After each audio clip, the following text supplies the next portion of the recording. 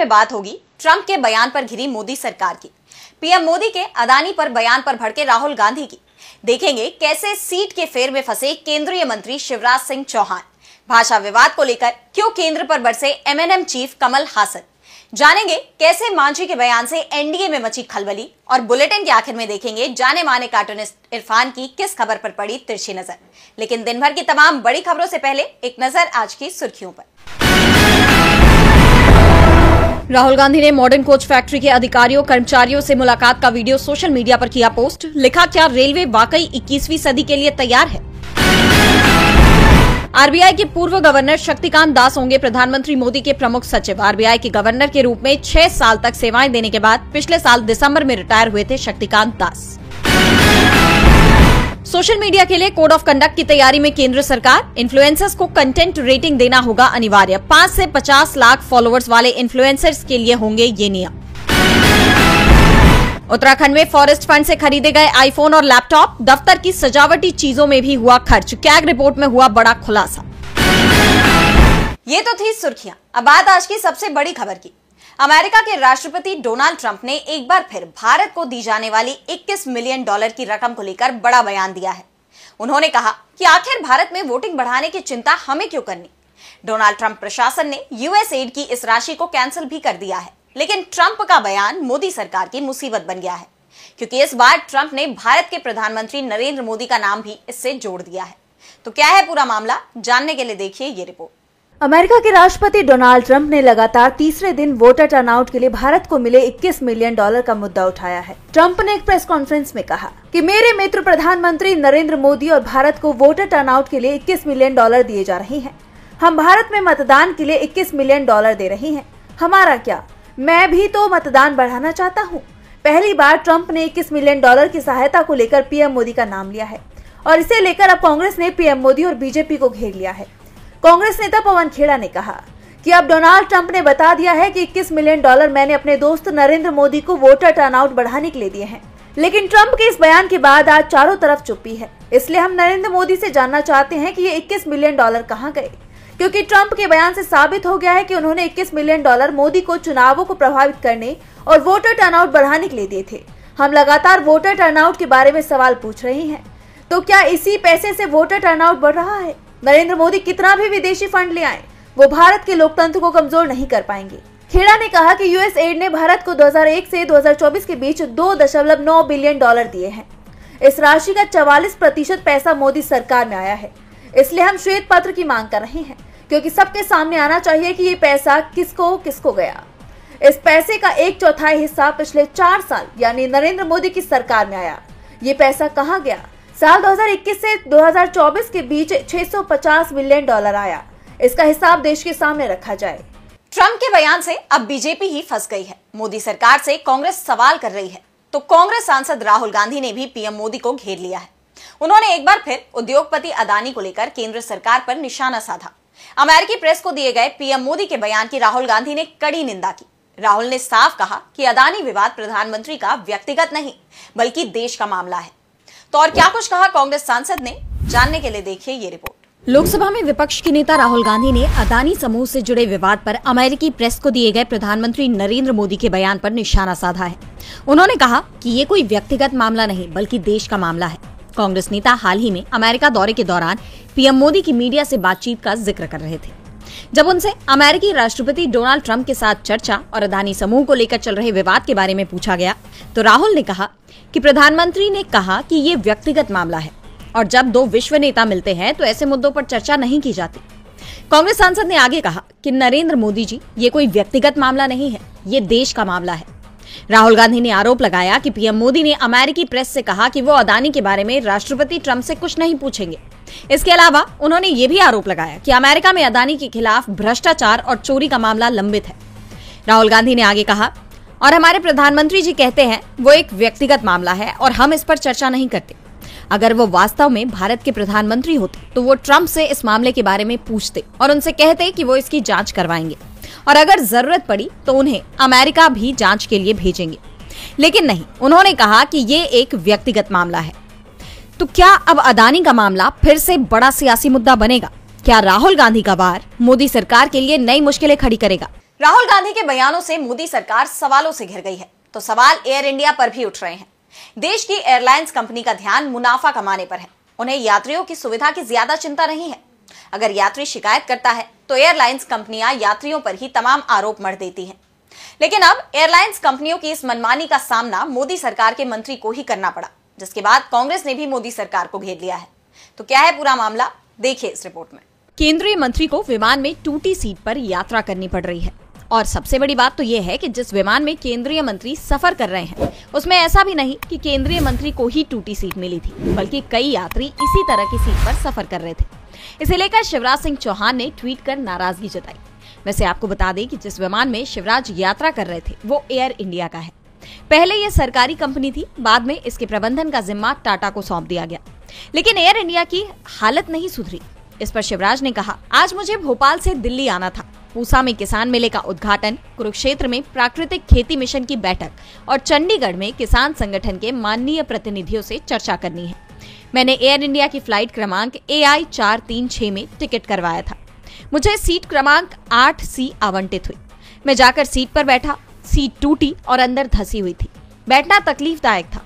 जब मैंने विमान कर्मियों से पूछा कि खराब सीट थी तो आवंटित क्यों की, उन्होंने बताया कि प्रबंधन को पहले सूचित कर दिया था कि ये सीट ठीक नहीं है, इसका टिकट नहीं बेचना चाहिए। ऐसी एक नहीं और भी सीटें हैं। सहयात्रियों ने मुझे बहुत आग्रह किया कि मैं उनसे सीट बदलकर अच्छी सीट पर बैठ जाऊं, लेकिन मैं अपने लिए किसी और मित्र को तकलीफ क्यों दूं? मैंने फैसला किया कि मैं इसी सीट पर बैठकर अपनी यात्रा पूरी करूंगा। शिवराज टूटी सीट पर ही बैठे। इसे लेकर उन्होंने कहा कि मेरी धारणा थी कि टाटा प्रबंधन के हाथ में लेने के बाद एयर इंडिया की सेवा बेहतर हुई होगी, लेकिन ये मेरा भ्रम निकला। मुझे बैठने में कष्ट की चिंता नहीं है, लेकिन यात्रियों से पूरा पैसा वसूलने के बाद उन्हें खराब और कष्टदायक सीट पर बैठाना अनैतिक है। क्या ये यात्रियों के साथ धोखा नहीं है? शिवराज के ट्वीट पर कांग्रेस ने भी पलटवार करते हुए मोदी सरकार को घेर लिया। कांग्रेस नेता श्रीनिवास बीवी ने पोस्ट किया कि मंत्री जी को विमान में टूटी कुर्सी मिलने का दर्द हुआ है। कुंभ जाने वाले करोड़ों श्रद्धालुओं को इनकी सरकार ट्रेनों में पैर रखने की जगह नहीं दे पाई, उसका दर्द नहीं हुआ। इनकी सरकार की नाकामी की वजह से सैकड़ों लोगों के मरने का दर्द नहीं हुआ। अब बात खुद की कुर्सी पर आई तो एयरलाइंस की लूट का अंदाजा हुआ। हालांकि एयर इंडिया ने असुविधा के लिए माफी मांगी है, लेकिन ये मुद्दा उठाकर केंद्रीय मंत्री खुद ही विपक्ष के निशाने पर आ गए हैं। तो तमिलनाडु में कमल हासन ने मोदी सरकार को सीधी चेतावनी दे दी है। ट्राई लैंग्वेज पॉलिसी को लेकर तमिलनाडु और केंद्र में खींचतान मची हुई है, और अब इस विवाद में मक्कल निधि मय्यम पार्टी के अध्यक्ष और एक्टर कमल हासन की भी एंट्री हो गई है। कमल हासन ने तमिल भाषा का स्टैंड लेते हुए कहा कि ये हमारी सांस्कृतिक पहचान है। इसके साथ ही उन्होंने चेतावनी भी दी कि तमिल के साथ किसी भी तरह का खिलवाड़ ना किया जाए। तो क्या है पूरी खबर, जानने के लिए देखिए ये रिपोर्ट। केंद्र और तमिलनाडु के बीच जारी ट्राई लैंग्वेज विवाद को लेकर मक्कल निधि मय्यम यानी MNM पार्टी के प्रमुख और एक्टर कमल हासन ने अपनी चुप्पी तोड़ी है। कमल हासन ने कहा कि तमिल भाषा उनकी सांस्कृतिक पहचान है, लोगों ने इसके लिए जान गंवाई है, इसके साथ खिलवाड़ न करें। हासन चेन्नई में अपनी पार्टी के 8वें स्थापना दिवस पर कार्यकर्ताओं को संबोधित कर रहे थे। हासन ने कहा कि भाषा के मुद्दों को हल्के में ना लिया जाए। तमिलनाडु के बच्चे भी जानते हैं कि उन्हें कौन सी भाषा चाहिए, उनके पास अपनी भाषा चुनने की समझ है। बता दें कि 2019 में लागू न्यू एजुकेशन पॉलिसी के तहत हर राज्य के छात्रों को 3 भाषाएं सीखनी होंगी। गैर हिंदी भाषी राज्यों में हिंदी दूसरी भाषा के तौर पर पढ़ाई जाती है। तमिलनाडु में हमेशा से 2 भाषा नीति रही है। यहाँ के स्कूलों में तमिल और अंग्रेजी पढ़ाई जाती है, लेकिन अब न्यू एजुकेशन पॉलिसी 2020 के तहत स्टूडेंट्स को 3 भाषाएं सीखनी होंगी, लेकिन किसी भी भाषा को अनिवार्य नहीं किया गया है। राज्यों और स्कूलों को यह तय करने की आजादी है कि वो कौन सी 3 भाषाएं बच्चों को पढ़ाना चाहते हैं। प्राइमरी क्लासेस यानी कक्षा 1 से 5 तक में पढ़ाई मातृभाषा या स्थानीय भाषा में कराने की सिफारिश की गई है। वहीं मिडिल क्लासेस यानी कक्षा 6 से कक्षा 10 तक में 3 भाषाओं की पढ़ाई करवाना अनिवार्य है। गैर हिंदी भाषी राज्य में ये अंग्रेजी या एक आधुनिक भारतीय भाषा होगी। सेकेंडरी सेक्शन यानी 11वीं और 12वीं में स्कूल चाहे तो विदेशी भाषा को भी विकल्प के तौर पर दे सकते हैं। बीजेपी लंबे वक्त से दक्षिण में अपने पांव जमाने की कोशिश कर रही है, लेकिन भाषा जैसे मुद्दों पर मोदी सरकार की नीतियों का विरोध देखा जा रहा है। ऐसे में उसकी सारी कोशिशें फेल होती नजर आ रही हैं। वहीं महाराष्ट्र में खुद ही बीजेपी बैकफुट पर दिखाई दे रही है। विधानसभा चुनाव से पहले महायुति सरकार लोगों के लिए एक के बाद एक कई योजनाएं लेकर आई थी, जिसमें डायरेक्ट कैश ट्रांसफर से लेकर कई फ्री सेवाएं शामिल थी। लेकिन चुनाव जीतने के बाद अब सरकार उन योजनाओं को या तो बंद कर रही है या इतनी शर्तें लगा रही है कि योजना का फायदा उठाने वालों की संख्या को सीमित कर दिया जाए। और अब महाराष्ट्र सरकार एक और बड़ी योजना बंद करने जा रही है। देखिए ये रिपोर्ट। महाराष्ट्र विधानसभा चुनाव से पहले महायुति सरकार ने योजनाओं की बौछार कर दी थी, लेकिन चुनाव जीतने के बाद अब एक के बाद एक योजनाएं बंद की जा रही हैं। लड़की बहन योजना के लाभार्थियों की संख्या कम करने के लिए कई शर्तें जोड़ी जा रही हैं और अब एसटी बसों में महिलाओं और बुजुर्गों को दी जाने वाली छूट रद्द करने पर चर्चा शुरू हो गई है। राज्य के परिवहन मंत्री प्रताप सरनाइक ने कहा कि इस योजना से एसटी को घाटा हो रहा है। उन्होंने कहा कि एसटी निगम की सभी बसों पर छूट दी गई। अब हमारी बहनों को 50% की छूट मिलती है। साथ ही बसों में वरिष्ठ नागरिकों के लिए सालाना छूट भी मिलती है और उन छूटों के कारण स्थिति ये हो गई है कि एसटी बसों को हर दिन 3 करोड़ रुपए का नुकसान हो रहा है। अगर हम सभी को रियायतें देते रहेंगे तो मुझे लगता है कि एसटी कॉर्पोरेशन को चलाना मुश्किल हो जाएगा, इसलिए मैं अभी इसके बारे में नहीं सोच सकता। सरनाइक के बयान के बाद कहा जा रहा है कि इस छूट को वापस लेने की तैयारी है। इस मामले में डिप्टी सीएम एकनाथ शिंदे का भी बयान सामने आया है। उन्होंने कहा कि सरकार ने अभी तक महिलाओं और बुजुर्गों को दी जा रही छूट को वापस लेने का कोई फैसला नहीं किया है। अपने इन फैसलों को लेकर एनडीए सरकार विपक्ष के निशाने पर है, तो वहीं केंद्रीय मंत्री जीतन राम मांझी के बयानों ने भी एनडीए की मुश्किलें बढ़ा दी हैं। बिहार विधानसभा चुनाव के मद्देनजर राजनीतिक पार्टियां अपने वोटरों को एकजुट करने में जुट गई हैं। इस बीच एनडीए में फूट पड़ती दिखाई दे रही है। हिंदुस्तानी अवाम मोर्चा के प्रमुख लगातार बीजेपी को तीखे तेवर दिखा रहे हैं और अब उन्होंने दलित समागम आयोजन करने का ऐलान किया है। जीतन राम मांझी ने बीजेपी को उसकी औकात दिखाने का ऐलान किया है। तो क्या है पूरी खबर, देखिए इस रिपोर्ट में।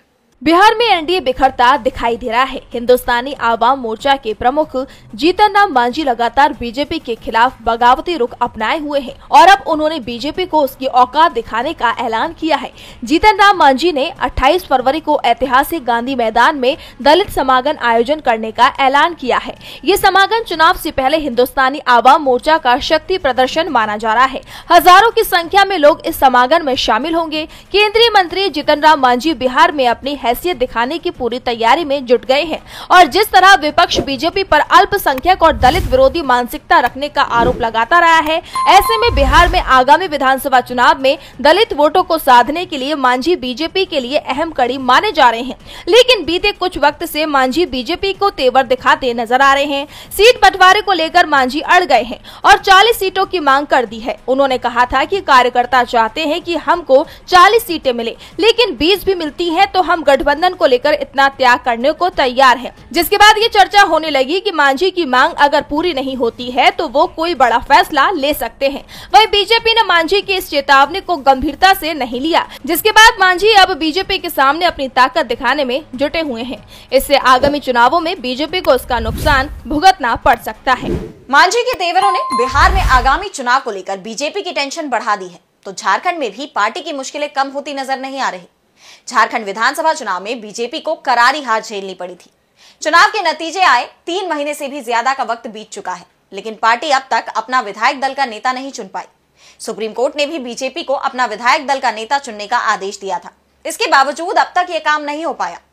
तो क्यों अब तक नहीं हो पाए नेता विपक्ष की नियुक्ति, जानने के लिए देखिए ये रिपोर्ट। झारखंड विधानसभा चुनाव के नतीजों को आए 3 महीने से भी ज्यादा का वक्त बीत चुका है, लेकिन नतीजों में मिली हार के सदमे से बीजेपी अब तक उबर नहीं पाई है। 24 फरवरी से विधानसभा का सत्र शुरू हो रहा है, लेकिन बीजेपी अब तक अपना विधायक दल का नेता नहीं चुन पाई है। इतना ही नहीं, विधानसभा में मुख्य सचेतक की भूमिका कौन निभाएगा, ये भी बीजेपी अब तक तय नहीं कर पाई है। इस सवाल पर भाजपा का कोई भी नेता कुछ भी बोलने को तैयार नहीं है। सबको शीर्ष नेतृत्व के आदेश का इंतजार है। माना जा रहा है कि दिल्ली विधानसभा चुनाव की वजह से बीजेपी शीर्ष नेतृत्व की प्राथमिकता में ये काम नहीं थे और अब चूंकि दिल्ली में सरकार बन चुकी है, इसलिए किसी भी वक्त नेता के नाम की घोषणा हो सकती है। बता दें कि नेता प्रतिपक्ष के न रहने से सूचना आयुक्त जैसे संवैधानिक पदों पर नियुक्ति अटकी हुई है। इस मामले पर सुप्रीम कोर्ट ने 5 जनवरी को आदेश दिया था कि बीजेपी नेता प्रतिपक्ष का चयन हफ्ते भर में कर ले और शीर्ष अदालत को सूचित करे। यानी सुप्रीम कोर्ट के आदेश के मुताबिक 12 जनवरी तक यह काम हो जाना चाहिए था और बीजेपी सुप्रीम कोर्ट के आदेश को दरकिनार कर 1.5 महीने बाद भी नेता प्रतिपक्ष का चुनाव नहीं कर पाई है। विधानसभा का लगातार ये दूसरा कार्यकाल है जब बीजेपी नेता प्रतिपक्ष के झमेले में उलझी हुई है। पिछले कार्यकाल में बाबूलाल मरांडी को भाजपा ने नेता चुना था, लेकिन दल बदल के आरोपों की वजह से स्पीकर ने उन्हें नेता मानने से इनकार कर दिया था। और बुलेटिन के आखिर में देखेंगे जाने माने कार्टूनिस्ट इरफान की किस खबर पर पड़ी तिरछी नजर।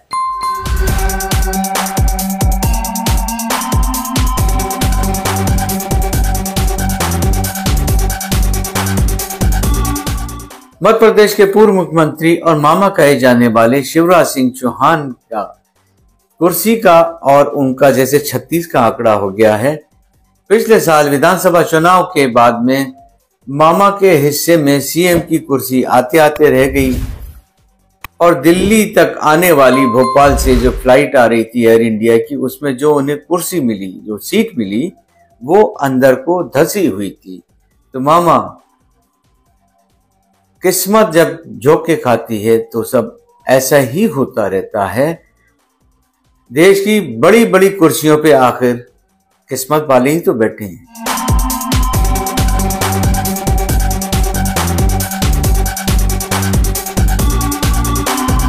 आज सोशल मीडिया से लेकर आपके चलते फिरते जीवन में भी पत्रकारिता के बुरे दौर की चर्चा होती है, क्योंकि जिन लोगों पर सूचना देने की जिम्मेदारी है वो आपके लिए नहीं बल्कि कॉरपोरेट और सरकारों को फायदा पहुंचाने में लग गए हैं। विज्ञापन मॉडल को खारिज कर आप इस बीमारी को दूर कर सकते हैं और अपने नारे को बुलंद कीजिए। मेरे खर्च पर आजाद है खबरें।